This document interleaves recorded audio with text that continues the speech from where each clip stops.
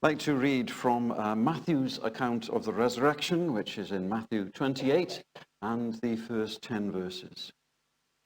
After the Sabbath, at dawn on the first day of the week, Mary Magdalene and the other Mary went to look at the tomb. There was a violent earthquake, for an angel of the Lord came down from heaven and, going to the tomb, rolled back the stone and sat on it. His appearance was like lightning, and his clothes were white as snow. The guards were so afraid of him that they shook and became like dead men. The angel said to the women, "Do not be afraid, for I know that you are looking for Jesus who was crucified. He is not here. He has risen just as he said. Come and see the place where he lay. Then go quickly and tell his disciples, he has risen from the dead and is going ahead of you into Galilee. There you will see him." Now then, I've told you. So the women hurried away from the tomb, afraid, yet filled with joy, and ran to tell his disciples. Suddenly, Jesus met them. "Greetings," he said. Can you imagine that scene? "Hiya, hello, what are you doing here?" "Greetings." They came to him, clasped his feet, and worshipped him. Then Jesus said to them, "Do not be afraid. Go and tell my brothers to go to Galilee. There they will see me." Entitled this sermon, "What a Difference a Day Makes." Of course, some days in our lives are more significant than others. Some are very much a slow motion action replay of another day. There's nothing specifically about it. I remember once we were on holiday, and sometimes you see places with a plaque that tells you about something significant that happened in this house or in this place on a certain date in history. And we saw a plaque, let's go and see what it read. And it said, "Nothing significant happened here on a such and such a date." It was a good spoof, made me laugh anyway. That plaque would not apply to Resurrection Sunday. Something very significant happened that day. And here in Matthew's Gospel, we are told that early one Sunday morning, two women began what was for them quite a short journey. They were going to the tomb where they had seen the dead body of Jesus laid to rest. Now then, the viewing of a tomb and going to it by relatives and close friends would not have been thought of as an odd thing to do. It was very much part of the culture and the customs of the day. And the other Gospels tell us that they hoped that they might also be able to anoint the body of Jesus. Again, something that would have been customary and very much within the culture. But this was a journey, and this was a day that forever changed their lives. A day on which they made, I can suggest, three significant journeys. First of all, there was the journey from the ordinary to the extraordinary. These women, of course, had known Jesus. They had grown accustomed to their lives revolving around him, listening to his teaching, witnessing the miracles that he did. They honored, they loved, and they revered him, which was why, of course, they were going to the tomb. But they were not expecting anything out of the ordinary. I wonder how many people across the UK today are going to church this Easter, but they will not be going expecting anything out of the ordinary. I wonder what you're expecting coming here to church on Easter Sunday morning. What were you expecting? Perhaps some will be going because, well, it's a bit like Christmas, it's traditional, it's expected, and for some people it would still be the done thing to do. But for these women, going to that tomb, not expecting anything out of the ordinary, something extraordinary was, of course, waiting for them. So let me ask again, do you live with an ordinary or an extraordinary Jesus? Do you live with an ordinary Jesus or an extraordinary Jesus? Perhaps you were brought up in a Christian home, as I was. Talk of Jesus was therefore natural. Going to church for me as a youngster 3 times on a Sunday, well, that's what everybody did, didn't they? Till I was old enough to know better. And yes, I knew the stories. I can remember being entered into Bible study quizzes through Christian Endeavour. And Bible stories would be drummed into us, and we'd have mock exams because Coipinmine Baptist Church in Pontypridd, it was going to win the Bible reading competition. I remember one year we came second. Years later, I became the minister of Bethel Baptist Church in Tonopandi. And there, in their trophy cabinet, was a little trophy that announced them winning a Bible reading competition. They came first. Do you know what? The Lord's got a sense of humor. Yeah, knew the stories, could answer questions to them. But for me as a lad growing up, Jesus was still, if you like, the ordinary Jesus. Until one Sunday evening, as I sat in that very chapel, listening, or rather pretending to listen to the sermon. I was only 11 at the time, and I used to write out the words of the last hymn from the Green Baptist hymn book to sort of pass the time. But that particular Sunday evening, God put his finger on me. And what had been ordinary became extraordinary. The things that I knew suddenly came to life. If you like, the stories I already knew from the Bible were resurrected within me. I moved from the ordinary to the extraordinary. On this Easter Sunday morning, I don't know what you were expecting. You may not be expecting to meet the extraordinary Jesus.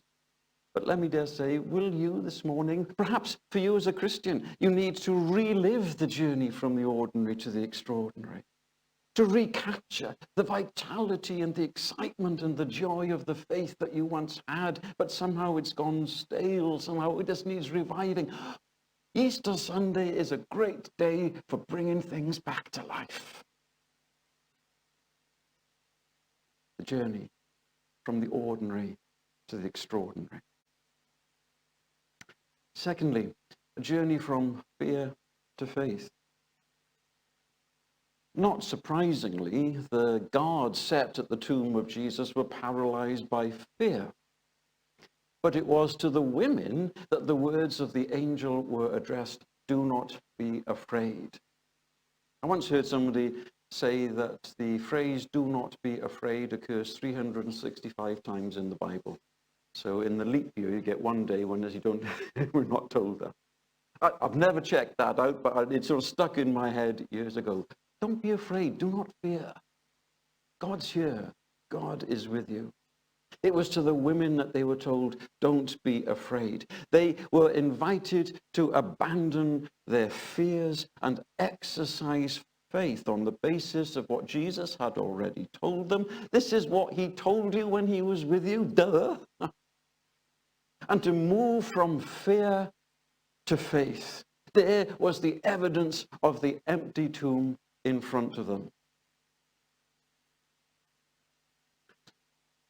Over the years, I've met people in whom there is a sense of God being on their case, of God at work in some way in their lives.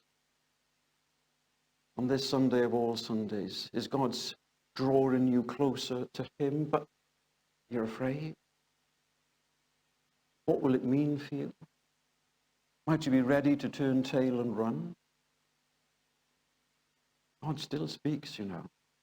He still speaks through the resurrection of his Son, and he invites us all to abandon our fears. He invites us to embrace a new future. Do not be afraid. In John's Gospel, we read of doubting Thomas. He was invited to abandon his doubts. Unless I see the nail prints in his hand and in his feet, put my hand in, I will not believe. He was quite determined about that. But Jesus appeared to him and said, come on then, Thomas. he fell before him. Oh, my Lord and my God. Saul of Tarsus had to abandon his preconceived ideas about God and his promised Messiah. Saul of Tarsus, a faithful, devout Jew, determined to keep the law of God in every exacting detail. And such was his zeal for God that he positively hated these Christians who were proclaiming that a crucified carpenter from Nazareth, of all places, was the Messiah of God. What blasphemous nonsense! Until the day when he got knocked off his horse. Saul, Saul, why do you persecute me? Who are you, Lord? I'm Jesus whom you are persecuting. And on that day, just a few years after the day we now celebrate, Saul of Tarsus was commissioned as Paul the Apostle, whose words we read in Scripture today. What might God be asking you to leave behind on this journey from fear to faith? And I just say, don't be afraid of the changes that a living faith will make. Thirdly, for these women, it was a journey from turmoil to peace. They went with mixed feelings. Matthew tells us that the women hurried away from the tomb, afraid yet filled with joy. That's an intriguing mixture, isn't it? Afraid yet filled with joy. And yet that is the experience of Christians when they sense the nearness of the presence of God. I can remember some years ago now I was going through a particularly difficult time. And I was already snugly in bed. And I was pouring my heart out to the Lord. And suddenly I felt in that bedroom that if I opened my eyes, I would see Jesus himself. I kept them tightly shut. Such was the sense of the presence of God. And I suddenly knew what verses like this were talking about. Afraid, yet filled with joy at the same time. Hardly surprising, God's so much bigger than we are, isn't it? Then, of course, we're told that as these emotions were surging within them, they bumped into Jesus. Oh, it's one of those fly-on-the-wall moments. I'd love to have been, just seen their faces. And all that turmoil just evaporated in worship. And again, that's so true of Christian faith. We have our questions, sometimes we have our doubts, sometimes this, that, and the other. But when you're in the presence of God and you meet Jesus, those questions, sometimes those doubts, they just evaporate. They don't seem important anymore. Yes, I can present the objective case for believing in the resurrection, believing in the truth of Christianity. And believe you me, it'll go in one ear and out the other more often than not. But if those words are conceived and born by the Spirit of God, they won't just enter one ear, they will then captivate your mind and your heart. And you'll wonder how you didn't see it before. These women experienced something like that when they met Jesus. Nothing else then mattered. I sometimes wonder, when we get to glory, all the questions that sometimes tease and torture us about their faith. And we think, well, I'm going to ask the Lord about that when we get there. And when we get there, we'll go, just like Job in the Old Testament. He had a right to ask some questions, didn't he? But God didn't answer them. What did God do? He revealed himself to Job like he'd never revealed himself before. And Job said, nothing.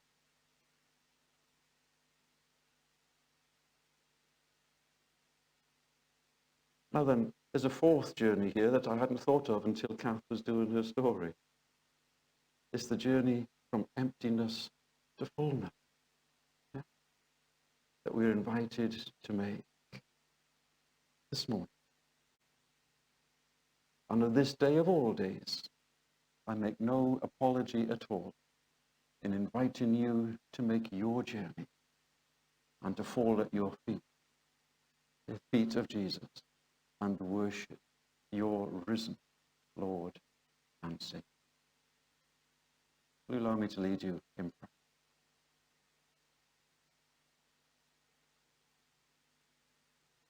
Risen Lord Jesus,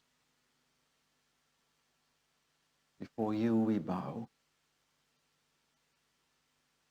We lay at your feet all our doubts, all our questions, all our concerns, all our worries, all our hopes, all our fears, all that we are and have. In the light of your presence, everything else is relative. What we once thought important doesn't seem to matter quite so much. Even the questions that sometimes bang within our heads, demanding answers. Lord, may we just meet you. Will you reveal yourself as you revealed yourself to those women and transformed the journey that they were making from the ordinary to the extraordinary, from faith into fear, from turmoil to peace, from emptiness to full.